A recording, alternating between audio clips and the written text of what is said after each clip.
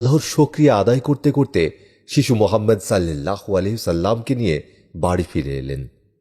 অতঃপর বিবি হালিমার গৃহে শিশু মোহাম্মদ সাল্লাল্লাহু আলাইহি সাল্লামের আরো 2 বছর কেটে গেল।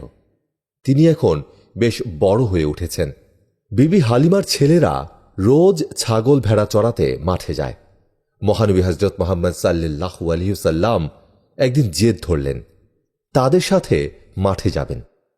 কিন্তু বিবি হালিমা তাকে মাঠে পাঠাতে কিছুতেই রাজি হচ্ছিলেন না। তবে শেষ পর্যন্ত মুহাম্মদ সাল্লাল্লাহু আলাইহি সাল্লামের জেদের কাছে হার মানতে বাধ্য হলেন এবং ওই দিন থেকে মুহাম্মদ সাল্লাল্লাহু আলাইহি সাল্লাম বিবি হালিমার ছেলেদের সঙ্গে রোজই মাঠে যেতে লাগলেন।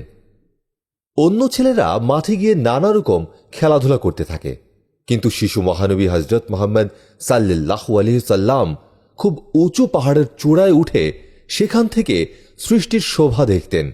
সৃষ্টিকর্তার সৃষ্টির রহস্য নিয়ে ভাবনায় ডুবে যেতেন।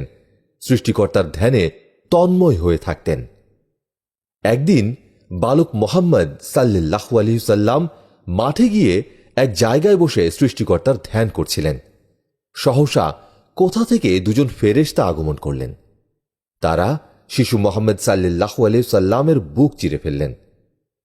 যে জিনিস বুকে থাকলে মানুষের মনে কুবুদ্ধি আর ভয় জন্মায়, তারা মুহাম্মদ সাল্লাল্লাহু আলাইহি সাল্লামের বুক চিরে সেই জিনিসটা বের করে আনলেন। তারপর বেহেশতের পানি দিয়ে বুক ধুয়ে মুছে পরিষ্কার করে দিলেন। এরপর তার বুকখানা যেমন ছিল তেমনি রইল। তিনি কোনো ব্যথা বা কষ্ট পেলেন না।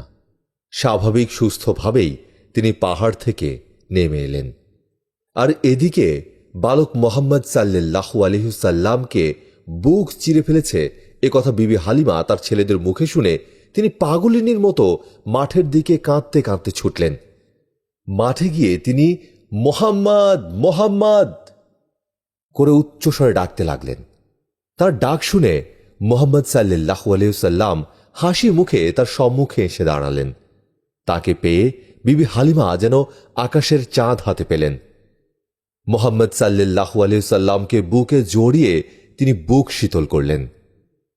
বালক মোহাম্মদ সাল্লাল্লাহু আলাইহি সাল্লাম তার ধাত্রীমাতা বিবি হালিমার কাছে সমস্ত ঘটনা খুলে বললেন। সব শুনে বিবি হালিমার মনে খুব ভয় হল। তিনি ভাবলেন, পরের ছেলে বড় হয়েছে, এখন আর মায়া করে তাকে আগলে রাখা ঠিক নয়। আবার কখন কি বিপদ ঘটবে কে জানে। এখন তাড়াতাড়ি ভালোয় ভালোয় যাদের ছেলে তাদের কাছে ফিরিয়ে দিয়ে আসাই উচিত।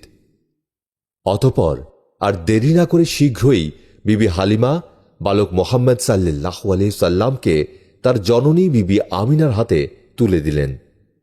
এতদিন পর কলিজার টুকরা হৃদয়ের ধন একমাত্র পুত্র সন্তানকে বুকে পেয়ে মাতা বিবি আমিনার হৃদয়ে আনন্দের জোয়ার এলো।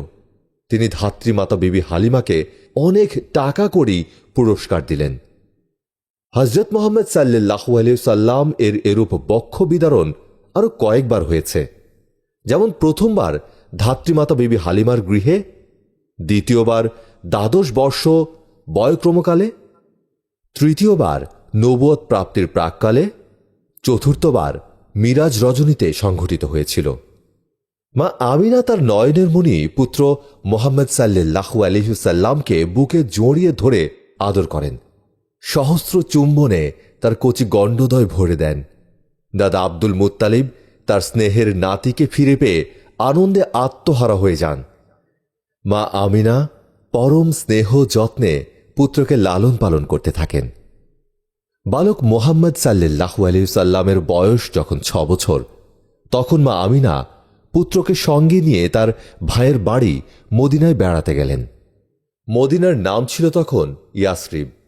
মা আমিনা বালক মোহাম্মদ সাল্লাল্লাহু আলাইহি সাল্লামকে তার পিতার কবর দেখিয়ে বললেন, বাবা, এখানে চিরনিদ্রায় শায়িত আছেন তোমার পিতা। মায়ের কথা শুনে বালক নবী মোহাম্মদ সাল্লাল্লাহু আলাইহি সাল্লামের মনে খুব দুঃখ হল। পিতাকে তিনি দেখেননি। আজ পিতার কবর দেখে তার 2 চোখ বেয়ে ঝড় ঝড় করে অশ্রু গড়িয়ে পড়তে লাগল।